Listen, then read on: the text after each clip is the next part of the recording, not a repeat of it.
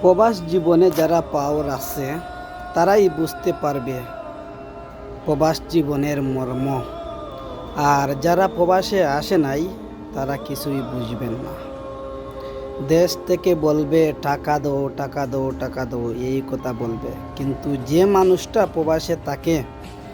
মানুষটা প্রবাসে থাকে তা কিয়া টাকা রুজি কিভাবে করে সেই জানে। কিন্তু দেশের মানুষে বলবে টাকা দাও, টাকা দাও।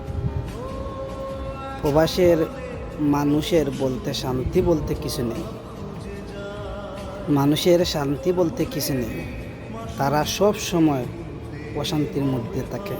একটা প্রবাসী কতটুক দুঃখ কষ্ট নিয়ে দিন যায়, রাত হয়, তারাই বুঝতে পারে, কিন্তু অন্য মানুষে বুঝবে না।